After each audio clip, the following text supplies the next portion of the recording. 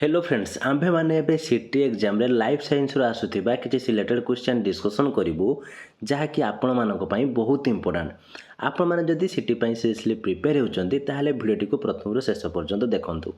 काहे कि टाइप रो क्वेश्चन ही प्रति वर्ष एग्जाम रे आसुची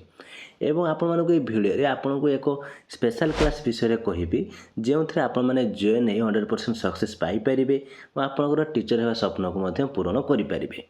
आपण मैंने जदि प्रतिदिन ये वीडियो देखा चाहते ताहले आम चैनल को सब्सक्राइब करी नोटिफिकेशन बटन को ऑन कर रखु जहाँफल नेक्स्ट वीडियो जो भी अपलोड हो आपने जानीपारे और आपको एग्जाम प्रिपरेशन हो पारे। तेज चलतु आज क्वेश्चन आंसर कौन रही डिटेल्स डिस्कसन करवा। तो फ्रेंड्स आमे मैंने पूर्व वीडियो रे 1 नंबर 30 नंबर पर्यंत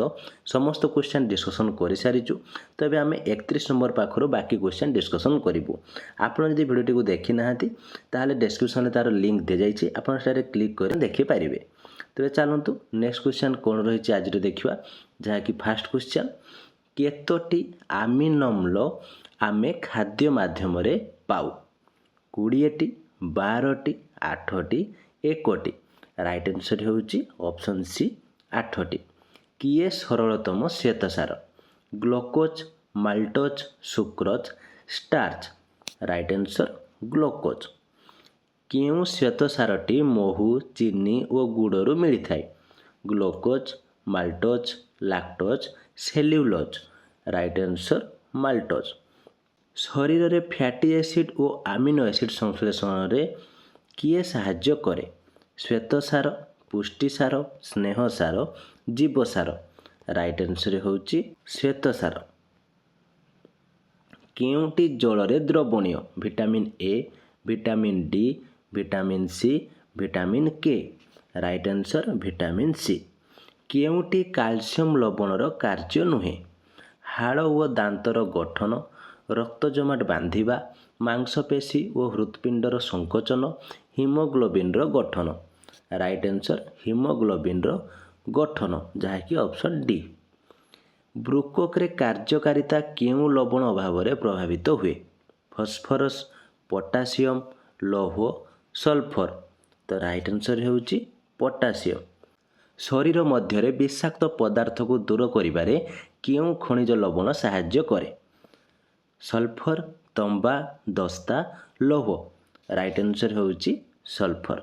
नेक्स्ट क्वेश्चन देखंतु कौन रही केउं धातव लवण अभाव रे पेशी दुर्बलता देखा जाए सोडियम पोटासियम आयोडीन दस्ता राइट आंसर होउची सोडियम। प्रजनन ग्रंथि विकास रे केउं खनिज लवण आवश्यक लौह आयोडीन तंबा दस्ता राइट आंसर ऑप्शन डी दस्ता। विटामिन B6 रो अन्य नाम कौन pantothenic acid folic acid pyridoxine riboflavin right answer pyridoxine. Next question देखो कौन रही रक्त और नुआ जीवकोष सृष्टि रे क्यों विटामिन बी आवश्यक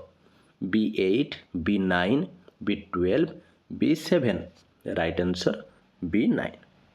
आस्कॉर्बिक एसिड क्यों विटामिन को कहा जाए B7 C B12 B8 right answer option B C. केउटी श्वेतसार अभाव जनित रोग मधुमेह kwashiorkor marasmus cretinism right answer option C marasmus. केउं विटामिन अभाव रे बेरी बेरी रोग हुए B1 B2 B3 B6 right answer B1। जीभरे तुंड घा क्यों विटामिन अभाव जनित रोग B2 B8 B12 B6 right answer B2। केउटी एक सबुज घर प्रभाव गैस नुहे CO CO2 SO2 PH3 right answer PH3। Next question देखंतु कौन रही किए अम्ल बसा कराइबारे सहायक हुए PH3 H2S SO2 NH3 तार राइट आंसर होउची SO2। तो फ्रेंड्स आपण माने जदि कम समय भितर अधिक प्रिपरेशन होई सक्सेस पाइबा चाहूचंदी ताहले आपण माने हमर स्पेशल क्लास रे जॉइन करि परिबे जेउथरे आपण मानकू syllabus wise class study material free PDF previous year question सह व्हाट्सएप सपोर्ट मिल जिवो और आपन को यह लाइफ टाइम एक्सेस मध्ये रहइबो जा फल रे सिटी एग्जाम रे 100% सक्सेस पाई आपनकर टीचर हेबा स्वप्न को पूर्ण करि परिबे क्लास रे जॉइन होकु चाहुथिले डिस्क्रिप्शन रे देइथिबा जॉइन लिंक रे क्लिक करंतु किंबा देइथिबा व्हाट्सएप नंबर रे जॉइन लेखि मेसेज करंतु तबे चलंतु एबे हमें क्वेश्चन ऊपर को जिबा हइजा रोगर कारक किए भिब्रियो कोलेरी टाइपोरबोसवालिसस Plasmodium vivax Mycobacterium tuberculosis right answer होउची भिब्रियो कोलेरी केउ रोगरे रोगीर यकृत व प्लीहा बढ़ी जाए फालेरिया मलेरिया जख्मा पोलियो राइट आंसर मलेरिया केउ रोगरे रोगीर फुसफुस आक्रांत हुए जख्मा कुष्ठ पोलियो आंतरिक ज्वर राइट आंसर ऑप्शन ए जख्मा नेक्स्ट क्वेश्चन देखंतु मनुष्य पर्वर नाम कौन स्तन्यपायी chordata primate sapien right answer chordata अग्नाशयरू दिन को केते रस क्षरित हुए 800 रु 1000 मिलीलीटर 500 रु 1000 मिलीलीटर 700 रु 1000 मिलीलीटर 300 रु 1000 मिलीलीटर तार राइट आंसर होउची 800 रु 1000 मिलीलीटर पाकस्थली केउठारे अवस्थित मध्य छदार ठीक ऊपर को उदरर बाम पटे मध्य छदार ठीक तल को उदरर डाहाण पटे मध्य छदार ठीक तल को उदरर बाम पटे मध्य छदार ठीक ऊपर को उदरर डाहाण पटे तो यार राइट आंसर होउची मध्य छदार ठीक तल को उदरर बाम पटे तो यार राइट आंसर होउची ऑप्शन सी मध्य छदार ठीक तल को उदरर बाम पटे पाचक तंत्रर केउठारे खाद्य परिपाक क्रिया शेष होइथाय बृहदंत्र पाकस्थली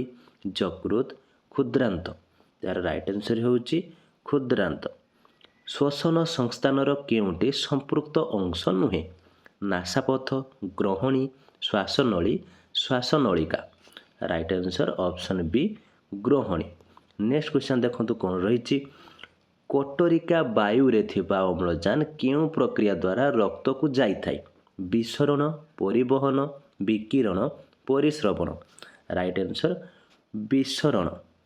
केउ उक्तिटी ठीक फुसफुस को फुसफुसीय शिरा देई हृत्पिंडर अंगारकाम्ल युक्त रक्त पशि आसे फुसफुस को फुसफुसीय धमनी देई हृत्पिंडर अम्लजान युक्त रक्त पशि आसे फुसफुस को फुसफुसीय शिरा देई हृत्पिंडर अम्लजान युक्त रक्त पशि आसे फुसफुस को फुसफुसीय धमनी देई हृत्पिंडर अंगारकाम्ल युक्त रक्त पशि आसे